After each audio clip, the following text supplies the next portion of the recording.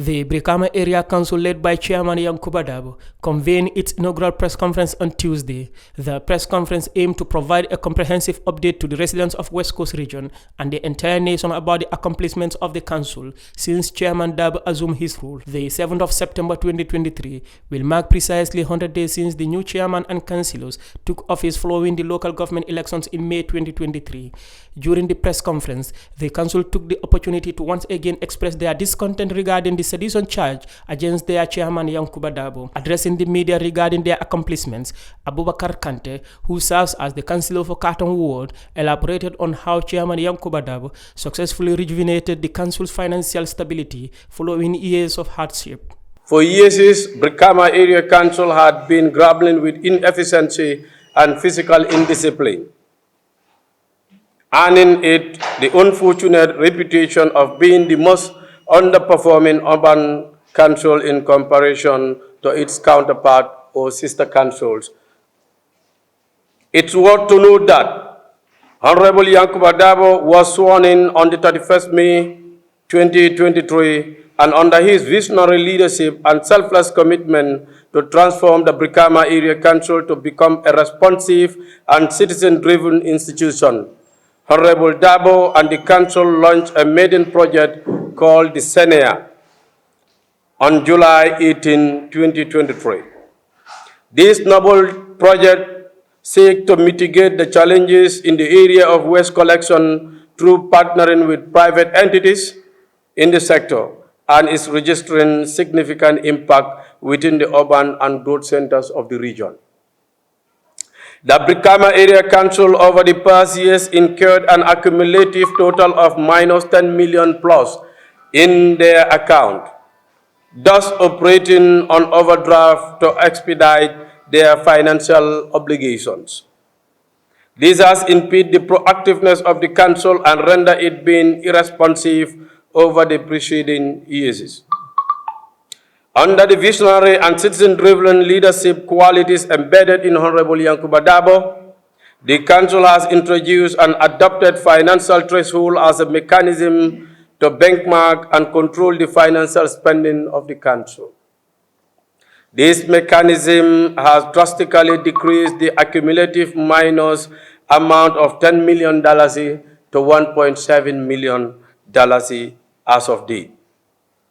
And today, we are priding ourselves of not banking on overdraft to expedite our financial obligations. Honorable Kante went on to emphasize that under Chairman Darboe's leadership, the council's revenue collection has surged from hundreds to thousands. He also commended the council's tree planting initiative. Honorable Darboe and the council also introduced a voluntary compliance team which comprised of gallant men and female, young people of West Coast region, to eradicate the act of underlodgement of revenue generated from the daily market dues.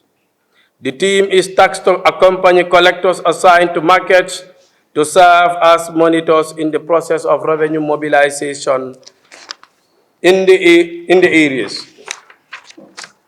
As per official record, the individual daily collected revenue lodged were within the amounts of hundreds.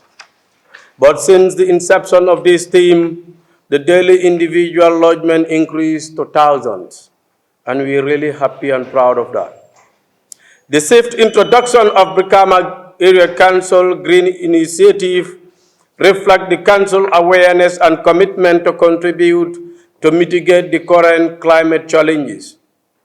Through his leadership, the council has successfully planted more than 10,000 fruit and forest trees within 2 weeks from the launching of the initiative on the 19th of August 2023, which happened in Tangi, Sifu, Pirang. In the subsequent week, it was in the Funis. Regarding the sedition charge against their chairman, Honorable Kante appealed to the international organizations, civil society groups, and religious leaders to step in and advocate for the dismissal of the charges against their chairman Yankuba Darboe. To the people of West Coast region and all our development partners, here we present to you the type of a leader we are longing for. And we pledge to work with him in thin and thick of sustainable development of the region. Honorable Yankuba Darboe's aspiration is to serve the entire West Coast region, irrespective of one's political affiliation and social difference as manifested among ourselves, the council members. To our development partners, the Supreme Islamic Council and the Christian Council, the sub-region and the regional blocs, international communities, national and international human rights watchdogs, and advocacy groups, civil society organizations, the National Assembly of the Gambia, the local ministry, Office of the British High Commission in the Gambia, the U.S. Embassy, Westminster Foundation, the Gambia, and the people of West Coast region. We are diligently calling on you to support amplifying our voices and to address the government to cease all forms of attempt to subvert the will of the people of West Coast region. Honorable Kante holds the view that the sedition charge against their chairman Yankuba Darboe is a political conspiracy aimed to undermine the wishes of the people in the West Coast region. Mr. President, without an iota of doubt, we perceive the resurgency of a 2-year-old sedition court case as a masterpiece of political conspiracy orchestrated by your government and political sympathizers to impede the development of West Coast and a calculated means to subvert the will of over 77,000 electorates of the region. If and only if your intention of resurrecting this case is premised on application of rule of law and good governance, which was gained by the blood of Gambians, why do you have to wait until now? Why not at the time when Honorable Yankuba Darboe was a private citizen and being under your mercy at the prison, at the Central Prison Mile 2 for a couple of months? Mr. President, you were on record ridiculing the 3 years Jotna political prisoners and you vowed to pardon them. Unless you forgot that, a leader of your caliber, Mr. President, words are not just a mere words. Therefore, we urge you to mean what you have said and do the needful in this disheartening situation. The continuation of this case shall be a validation of our suspiciousness of your attempt to subvert the will of masses of West Coast region and to further impede our progress. On March 9, 2021, the Inspector General of Police IGP filed a criminal lawsuit against Chairman Yankuba Darboe and leveled 2 charges against him. The charges are sedition and contempt of court.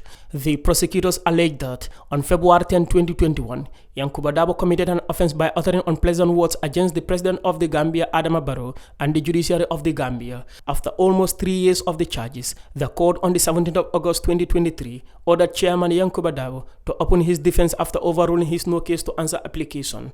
On August 31, 2023, Chairman Yankuba Darboe appeared in court to open his defense, but the case could not proceed. Many political and social commentators described the recall of the case as a political witch hunt against him. Reporting for Kerfatu, I am Landin Cisse.